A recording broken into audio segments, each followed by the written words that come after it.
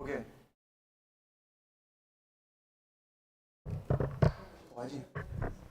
Hello, everybody, and welcome to the last Colloquinho of the semester. Today we have the presentation of Samuel Martignago Soares. He's a physics bachelor and master's in Unesp Rio Claro, who works with Professor Mariano de Souza in condensed matter physics and statistical physics and critical phenomena. Remember that you can make questions in the middle of the presentation and you can interact. Thank you so much for being here and welcome. So, you all also already know me, but hello everyone. My name is Samuel. I'm a master's student at Unesp in Rio Claro in Professor Mariano de Souza Research Group.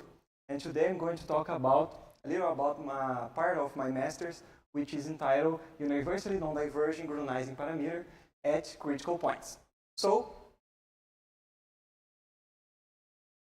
yeah.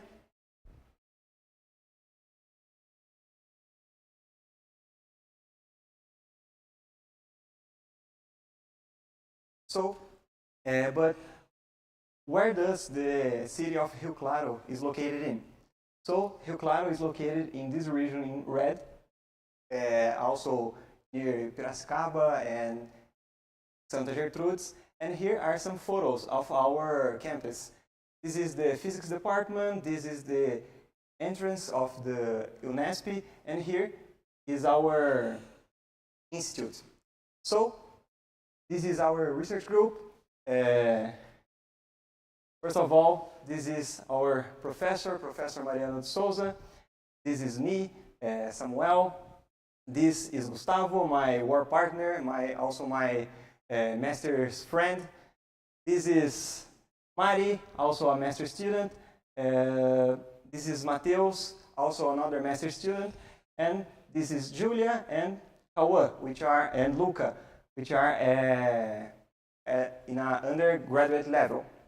But I would like to mention that Julia and Gustavo are present here, and I thank you very much. And also, this is Lucas Esquilante, our postdoc. So, our research group has a YouTube channel where I had the opportunity to participate of some videos, and you can access our YouTube channel, TikTok, and Instagram using this QR code. So let's begin with an outline of the present presentation. So we will begin with an introduction and motivation of the work. After that, we are going to talk about the Grüneisen parameter and critical phenomena. But what is the Grüneisen parameter and why it's so important? That's the question I'm going to answer in this presentation. Then after, I'm going to talk about the Grüneisen parameter in various contexts, quantum critical phenomena, the Ising model, the genuine quantum version of the Grüneisen parameter. Then I will introduce the non-additive Q entropy. And to finish my presentation, I will discuss some results and discussions and finish with conclusions and outlooks. So, first of all, I would like to talk about our research laboratory, which is entitled the Solid State Physics Laboratory, which is located in Unesp in Rio Claro. And in this lab, we can perform some measurements of some physical quantities, such as the electric constant and thermal expansion coefficient. And through this measurement, we can make a symbiosis between experiment and theory, because another thing that I'm going to talk about is that the thermal expansion coefficient embodies some derivatives, which is very important when we are studying, for instance, critical phenomena and statistical physics. So, in this lab, we have a cryostat, which can operate between 1.4 and 300 Kelvin, and we can apply magnetic fields up to 12 Tesla. So, let's begin with the introduction and motivation of our work.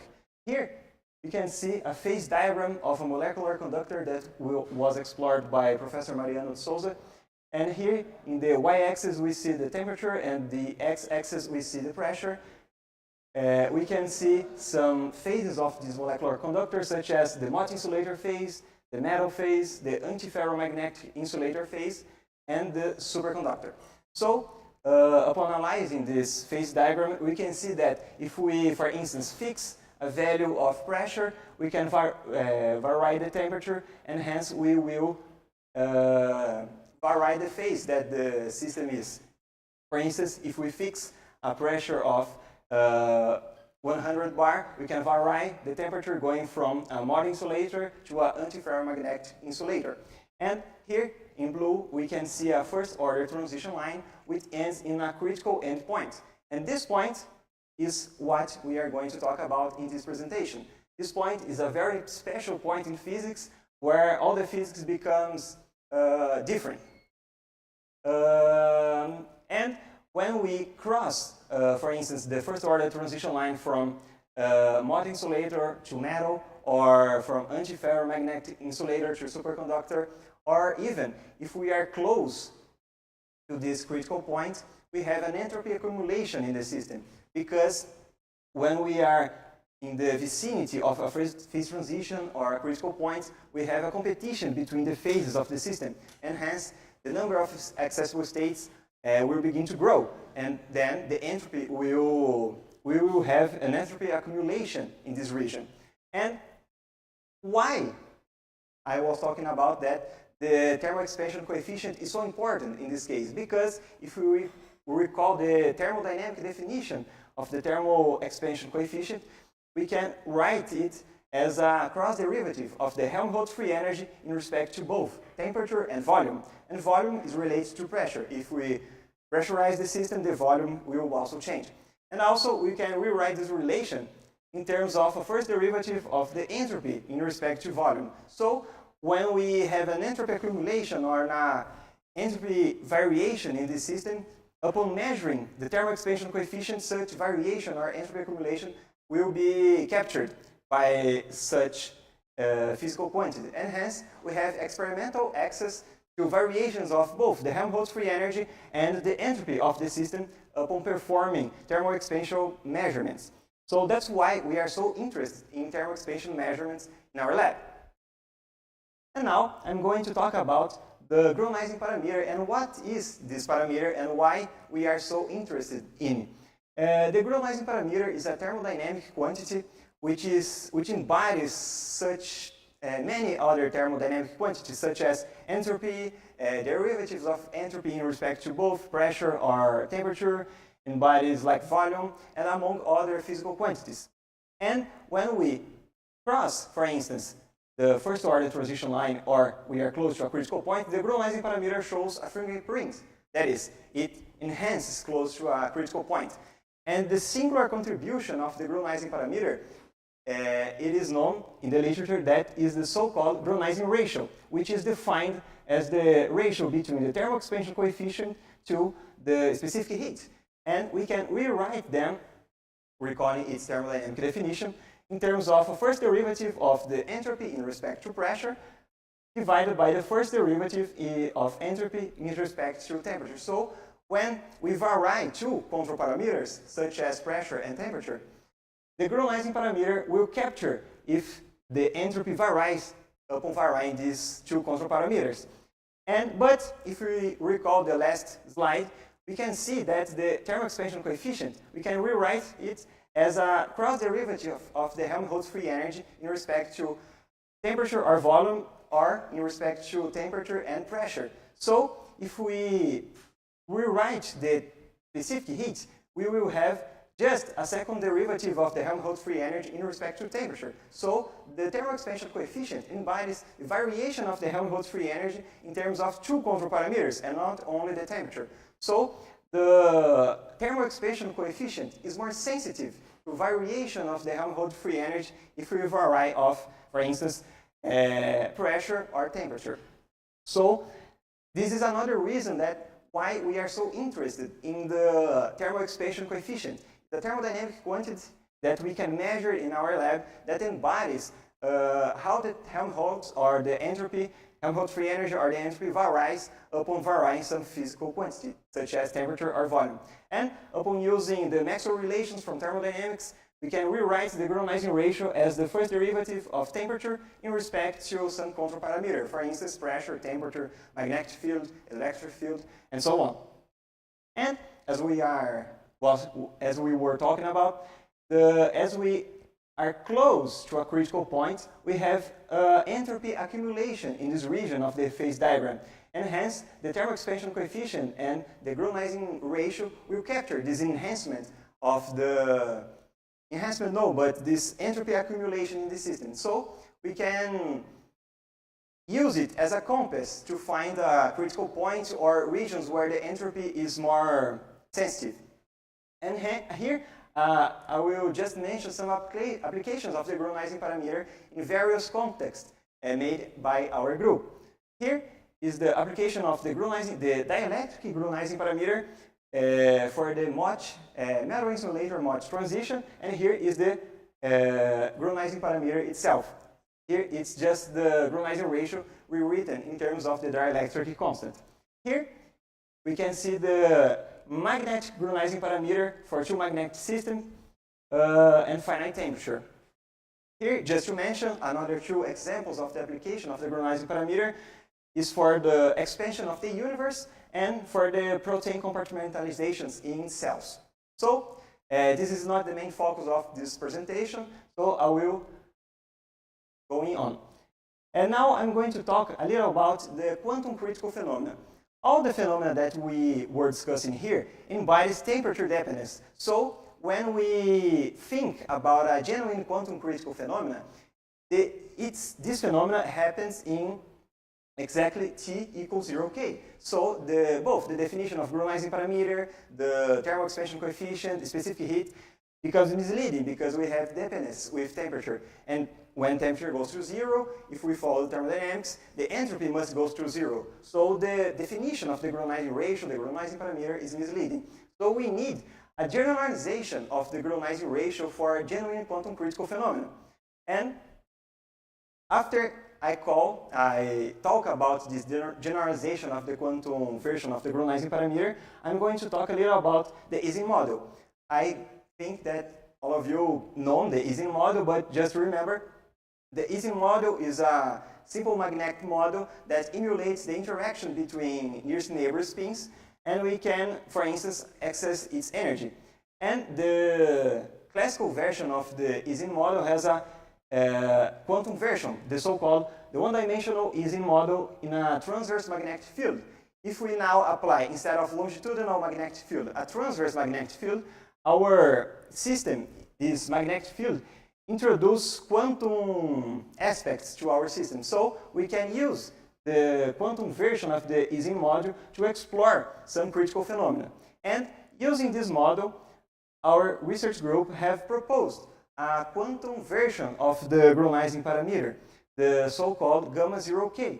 And the gamma 0K, instead of embody the Helmholtz free energy, it embodies the energy of the ground state of our system. So if we have Hamiltonian, we can extract the eigenenergy of its ground state, and then we can compute the gamma 0K using our definition, our expression of the ground state eigenenergy, and compute its derivative with respect to energy scales, for instance, magnetic field or electric field. So, using this new definition of the Grüneisen parameter, this new generalization of the Grüneisen parameter, and the 1D Ising model under a transverse magnetic field, our research group have shown that in the vicinity of the critical point of this model, that is, when we have the two energy scales that are present in our system, the energy associated with the coupling between nearest neighbor spins and the energy associated with the magnetic energy, when these two energy scales becomes close to 1, the ratio between them, we have the quantum critical point of our system. And if we analyze the von Neumann entropy for this system in respect as a function of lambda, which is a generalized ratio defined as the ratio between J and B, we see that right at lambda equal 1, we have a non-analyticity of the entropy curve. So when we compute its first derivative in respect of, for instance, J or B, we can access the genuine quantum version of the Grüneisen parameter, which is the black solid line. And we can see that right at the critical point, the gamma 0k enhance close to critical point, and right at the critical point, the gamma 0k diverges, indicating that we are right at the critical point. So this new generalization of the Grüneisen parameter embodies the behavior of the classical definition of the Grüneisen parameter, but now for genuine quantum critical phenomena. So we can use it for explore any quantum critical phenomena that we want. We just need to compute the ground state eigenenergy. And also in this paper, our research group have shown that this new definition of the Grüneisen parameter is related to the so-called Hellman-Feynman theorem, which right at the critical point, our research group have shown that the Hellman-Feynman theorem breaks down. That is, it does not work right at the critical point, the Hellman-Feynman theorem. So, let me one step back.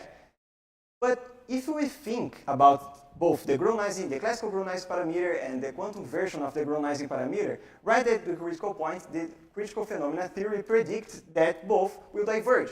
So, if we have a system and we put it in the critical point and compute the Grüneisen parameter, it will diverge. But we know in reality that nothing is infinity in our reality because we live in a finite world, in a finite universe.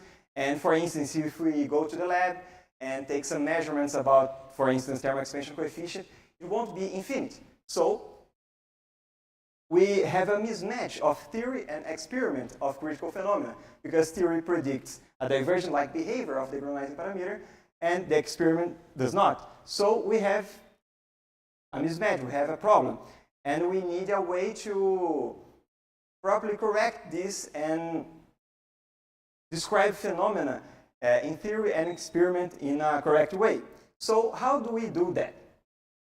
Before we talk about how do we do that, how do we correct the critical phenomena and theory, the divergent-like behavior of the Grüneisen parameter is associated with a specific behavior of the entropy right at critical points. Right at critical points, it is well reported in the literature that both the von Neumann entropy, the Boltzmann-Gibbs entropy, or more generally, the Boltzmann-Gibbs-von Neumann-Shannon entropy becomes non-extensive.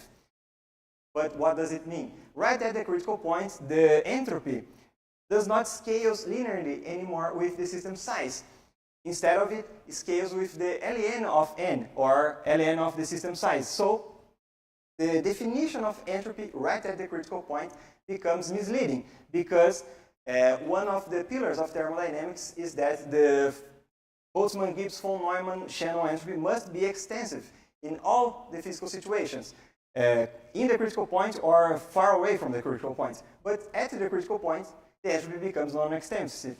So we need a way to properly correct this. And why the classical or the Boltzmann-Gibbs-von Neumann-Shannon entropy becomes misleading right at the critical point.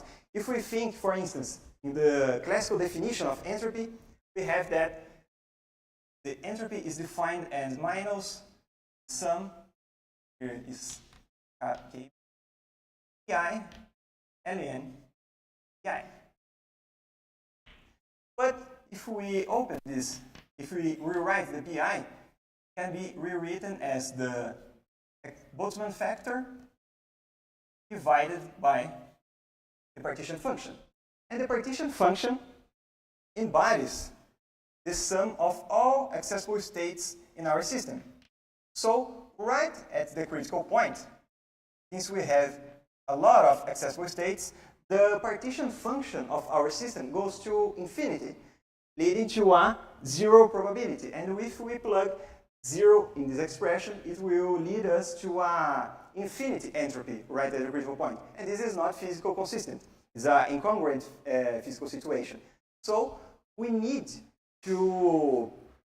a manner to rewrite the entropy to properly account this enhancement of the number of accessible states in our system. And to do this, in 1988, Professor Constantino Soares have proposed a generalization of the Boltzmann-Gibbs statistical mechanics, the so-called non-extensive statistical mechanics. In this generalization, Constantino Soares have proposed a generalization of the entropy, the so-called non-additive Q entropy, which is defined similarly as the classical definition of entropy, but now we have a new index, a new parameter, which is called the entropy index. And this entropy index embodies the complexity of the system. And upon using this entropy index Q, we will count, taking into account in a different way the number of accessible states in our system. So if we are able to compute the correct value of the entropy index Q, we can compute a correct entropy right at the critical point. And I think that is, yeah.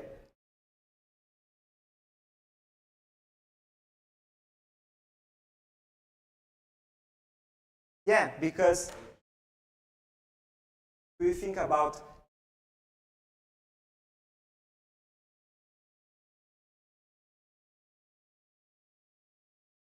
this plot, the function of pi. Yeah. Does not go to infinity, but we cannot properly take into account what is the result of 0 times infinity. This is not mathematical consistent.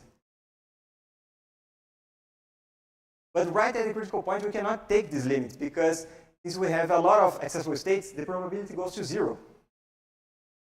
Goes exactly to 0. So we have a non-analyticity of the entropy right at this regime. So let's continue.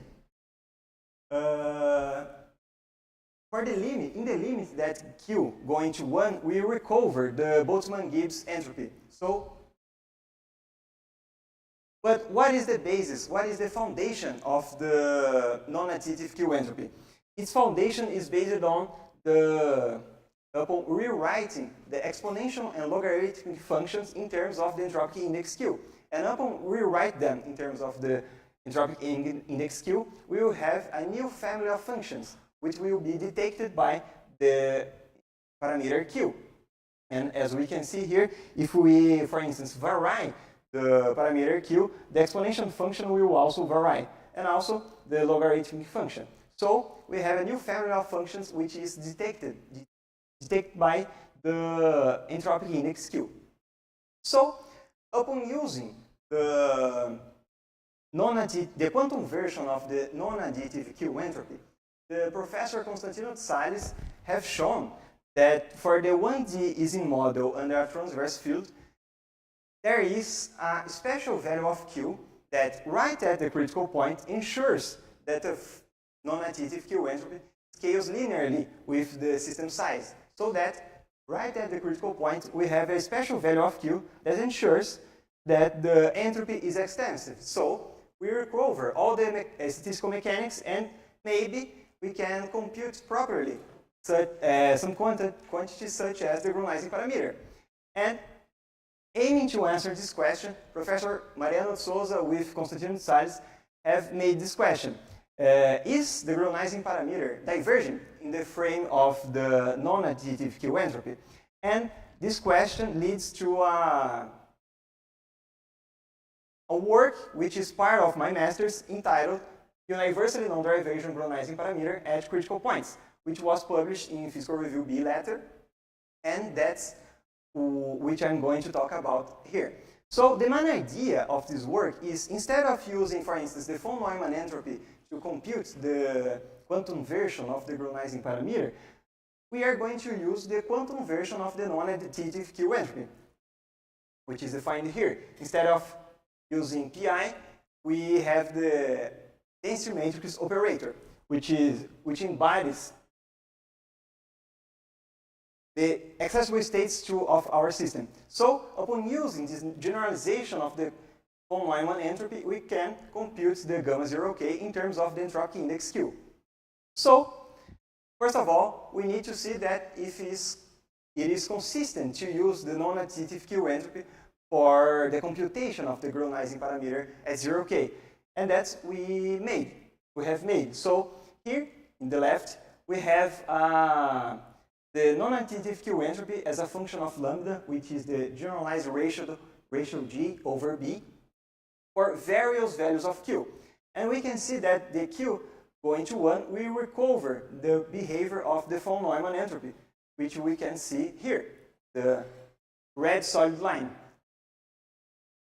But another thing that I forgot to say, that both curves, the entropy and the Grüneisen parameter, were computed in the thermodynamic limit. But here, in this recent work, we have computed for finite systems, so we also can explore finite size effects in our computation. And as we can see, the Q going to 1, we recover the so-called von Neumann entropy. But as we vary the value of Q, or the value of the entropic index in the computation of the Grüneisen parameter, which appears here, we see that the shape of the entropy is changed upon varying the value of Q. And for the correct value of Q, we have a special curve, which is this in orange. And also to see the consistency of our work, we also compute the derivative of SQ in respect to lambda and plot it as a function of lambda for various values of n, which is the number of sites in our system, or the number of spins. So, as we can see, for Q going to 1, that is for the von Neumann entropy. And as we can see, as we increase the number of spins in our chain, our 1G chain, the maximum of the gamma 0K, or the derivative of SQ in respect to lambda, approaches lambda equal 1, where in the thermodynamic limit we recover the results for the von Neumann entropy and this work.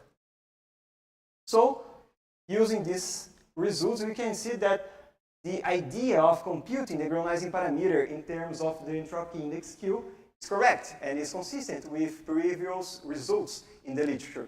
So, now we can analyze the Grüneisen parameter for the special value of Q that ensures that von Neumann, or better, the non-additive Q entropy is extensive right at the critical point, and that is what we have made. Here, I'm going to talk about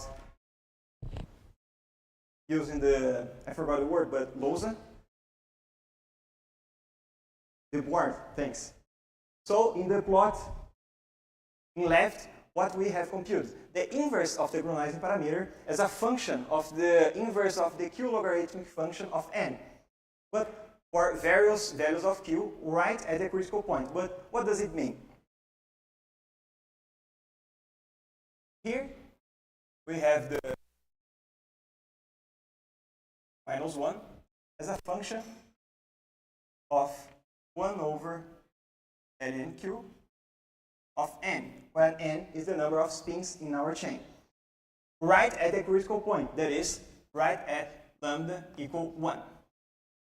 So, we see that upon increasing the value of n, or the value of the number of spins in our chain, the value of the Grüneisen parameter changes, and for instance, and also the inverse of the Grüneisen parameter.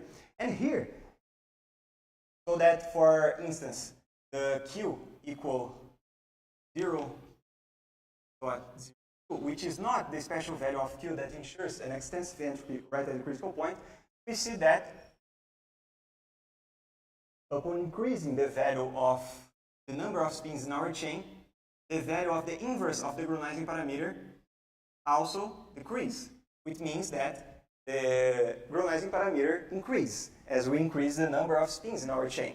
So what we have made is that we employ a linear fit, this data set, to infer where this data set cuts the y-axis.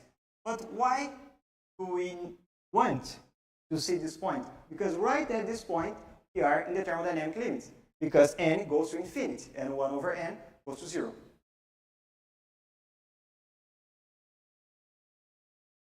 There is no experimental making. These are numerical results. We have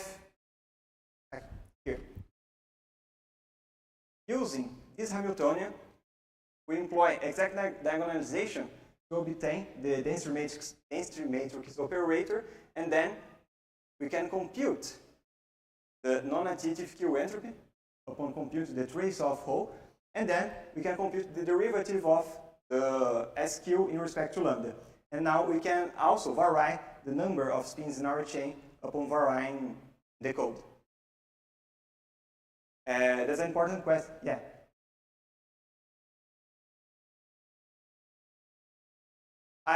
We didn't take values of Q lower than 1. We also, because for Q going to 1, we recover the von Neumann entropy so that we can vary for lower and higher values of Q when we compare to 1. But when we see the work of Professor Soares, he just analyzed values lower of Q equal 1. There's another work of Professor Soares that was shown that values of Q higher than 1 does not recover any physical result. So we can only analyze regarding entropy values of Q lower than 1.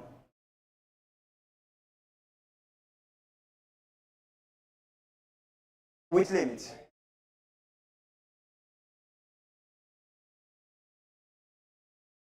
Oh yeah, the limit exists, but it's not physical consistent analyzing values higher than 1.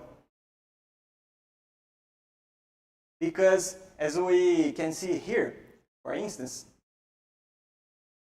the probability coefficient is raised to the power of Q. So for Q going to 1, we recover the Boltzmann-Gibbs von Neumann channel entropy. But for higher values of Q, we will compute in a... we will increase the number of accessible states in our system. So, okay? So, did I answer? Kinda, it's numerical results. So, we change the number of spins in our chain and right at the critical point compute the value of the Grüneisen parameter. As then we can see, the inverse of the Grüneisen parameter decrease as we increase the number of spins in our chain. So we, as I said, employ the linear fit to infer where it cuts the y-axis, where it represents the thermodynamic limit for any going to infinity. But how do we can demonstrate, how do we can prove that the Q equal 0.0828 is the correct value of Q that ensures an extensive entropy? Only seeing this plot, we cannot see. And for instance, another important result is that for Q going to 1, we see, which is the black solid line, we see that in the thermodynamic limit, that is right at x equals 0, the inverse of the Grüneisen parameter goes to 0 also. And then we recover the results regarding the von Neumann entropy. This one. So how do we demonstrate that this value of Q is special? And to demonstrate that, we have made this plot. And how do we compute this plot? How do we make this plot? For instance, we choose the values of Q, which is arbitrary, with one higher than the correct value of Q and one lower than the correct value of Q. And we have computed the Grüneisen parameter right at the critical point for a given n, for instance, n equal 8. And then when employ a linear fit, here, this plot, we employ a linear fit and infer where it cuts the y-axis. Then we made the same computation but for n equal 9. And made another linear fit to infer where the data set intercepts the y-axis. And so on up to n equal 24, which was our computational limitation. So, as we can see, for a value of Q lower than the correct value of Q, as we increase the number of spins in our chain, the value of the inverse of the Grüneisen parameters increase. So that we can see that if we increase our chain, the value of the inverse of the Grüneisen parameter goes to infinity, which means that the Grüneisen parameter goes to 0, which represents not finite Grüneisen parameter. And also, if we consider a value of Q higher than the correct value of Q, the inverse of the Grüneisen parameter, as we increase n, goes to 0, which means that the Grüneisen parameter goes to infinity, right in the thermodynamic limit. But for the correct value of Q, which is the blue data set, even if we increase the number of spins in our chain, the inverse of the Grüneisen parameter right at the critical point, which is lambda equal 1, remains finite. We can increase the number of spins in our chain as we want that the inverse of the Grüneisen parameter remains finite, and also the Grüneisen parameter remains finite. And that's incredible, because we have shown that using the correct value of Q, that ensures that the entropy is extensive right at the critical point, in this case the non-additive Q entropy, the Grüneisen parameter is non-divergent, which is now consistent with our real world.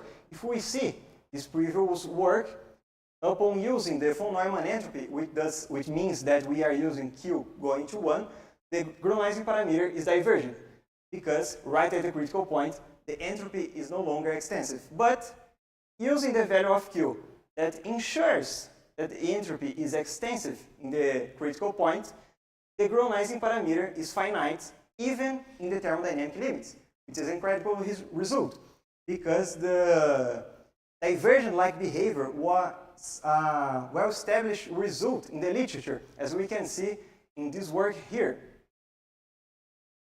entitled The Universally Diverging Grüneisen Parameter and the Magnetocaloric Effect Close to Quantum Critical Point, which is a paper that was published in 2003 or 2003, and shows that the Grüneisen parameter is divergent close to critical point, because they were using the classical definition of entropy. But now we have shown that right at the critical point, if we use the entropy that is extensive, the Grüneisen parameter is no longer divergent, which is the title of the work, the universally non-divergent Grüneisen parameter, not close to critical points, but right at the critical point. This is because we have employed extensive entropy to compute the Grüneisen parameter, and that's a fascinating result. So that,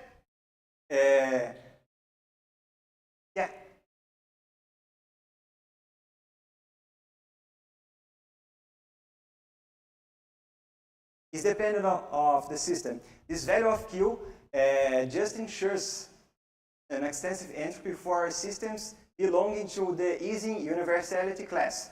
For another system, this value of Q does not ensure an extensive entropy right at the critical point. If we have, for instance, a bosonic system, this value of Q cannot be employed to ensure that the entropy is extensive.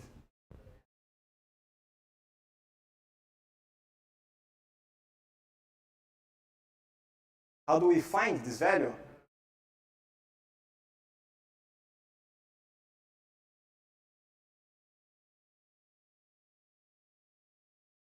Yeah, Constantino and Salles have shown for another class of system, which is a bosonic system, that have a different value of Q. But this is another work. There is a value. You just need to find a value that shows you that the entropy scales linearly with the system size. But it depends on the system or the universality class. But it's a little bit tricky to find this value, because you need a way to compute the entropy right at the critical point and see how the entropy scales with the system size. It was done similarly as our work. They have used this Hamiltonian and numerical simulation to compute the non-additive entropy right at the critical point and use it to see how this plot was made right at the critical point, and they see how the entropy scales with the system size for various values of Q. To find the correct value of Q is just like a guess.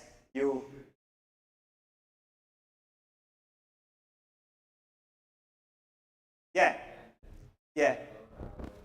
You need to try a lot of values, then we will find the correct value. There's no because no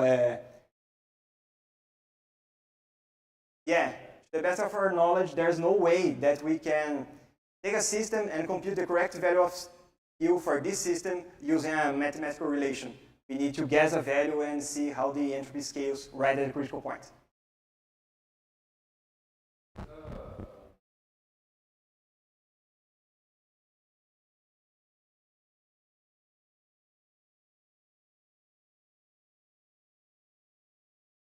It recovers. If you go to Sakurai, if we consider the temperature, it recovers the Boltzmann Gibbs definition of entropy, or rather the Shannon definition of entropy.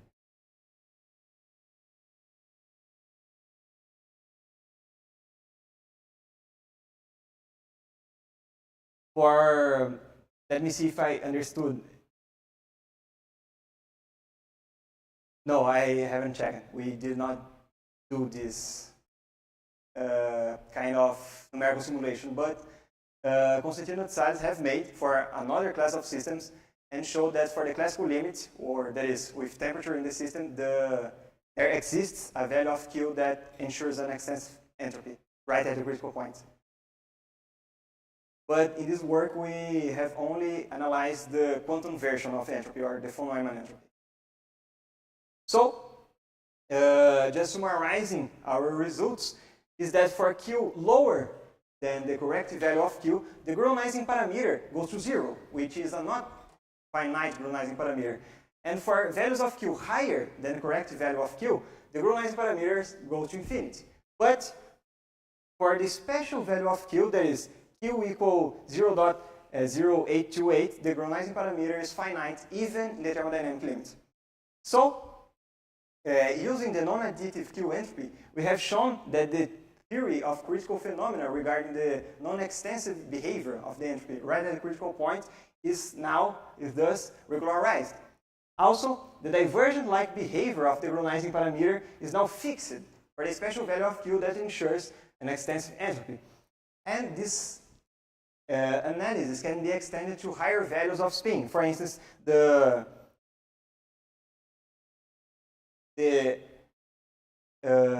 this definition of the quantum version of the Ising model, it embodies only spin half, but it can be extended to higher values of spin. For instance, 1, 2, and so on.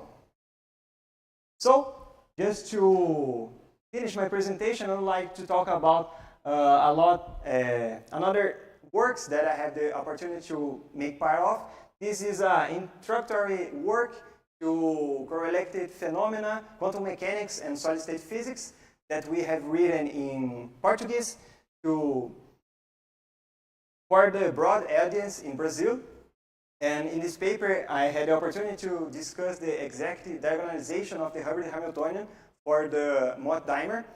And this another work that we have discussed with Professor Mariano and Lucas Esquilante, the concept of flat bands and the von Hover singularity. So, another thing that I want to talk about is that the works of our research group have been published in the FAPESP agency, and I would like to thank the foundations that made this work possible. So, thank you very much. I would like to thank Jorge and the Colloquinho committee for the opportunity, and that's it.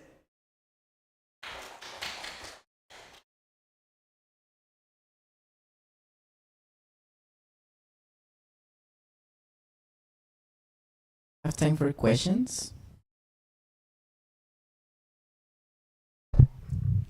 Yes, I just have a quite silly question, but at slide 20, can you get back? Oh, yeah. You've shown a plot of the Grüneisen parameter for many values of Q. Yeah. And at the right plot, you have shown that it's constant, like the blue data set. The blue data set, yeah. But by being constant, doesn't the Grüneisen parameter lose its sensibility aspect, like its character of showing where the critical point is, or did it miss something? No, the Grüneisen parameter for the correct value of Q right at the critical point always still show a maximum, but this maximum is not infinite anymore, but a finite value. So what we're seeing here is that this maximum is constant for Yeah, if for any equal infinity, for instance. yeah, for any values of for any size of the system. Yeah. All right. Now, can you go back to slide 14 for? Yes. Okay, so this is Feynman-Hellman theorem, right? Yeah. So you mentioned that your group has published a paper showing that it breaks down for critical points. Is that right? Critical points, yes. Or quantum critical points. I was just curious to hear a little bit more about that, if you could tell me. So Yeah. how come that it breaks down? So as I see it, it should break down if this derivative does not exist, and it would be reasonable to assume that for a quantum critical point. So can you talk a little bit more about that? Yeah. The Hellman-Feynman theorem relates the derivative of the eigenenergy of the system in respect to some parameter. And this parameter could be, for instance, the transverse magnetic field in our system. So, following the work of our research group, they have defined that the von Neumann entropy is defined as minus the first derivative of the ground state eigenenergy in respect to some control parameter h, like, for instance, the magnetic field. But right at the critical point, this derivative goes to infinity, which leads to an infinite value of the Grüneisen parameter. And once the von Neumann entropy goes to infinity, and the von Neumann entropy in following this work is defined as the first derivative of the ground state eigenenergy in respect to some control parameter, we can relate the von Neumann definition of entropy in following this work with the Hellman-Feynman theorem. And right at the critical point, this side of the equation goes to infinity, which leads to the right side going to infinity too. So when we have an infinity in physics, it breaks down. The theorem breaks down because we don't have infinity in physics in reality. Okay, thanks. Hello.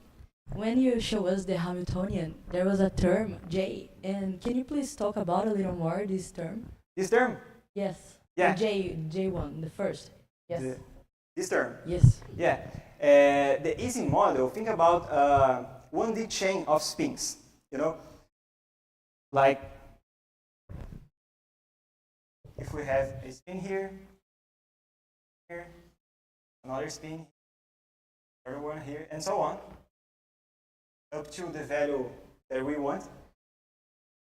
These two spins, which we call the nearest neighbor spins, have an interaction energy, which is called J. And this energy is embodied in the Hamiltonian in the first term, where we have an energy cost that couples the spin in the I site and the I plus 1 site. So we have an energy term that relates this coupling between two nearest neighbor spins. Anyone else? Okay, we can. Thanks again, Samuel. Thank you so much, y'all. And you are also welcome next semester if you want to present today in the Colloquinho. We don't have a lot of people today because this is the end of the semester, but we'll be very happy to have you here once again. Thank you so much.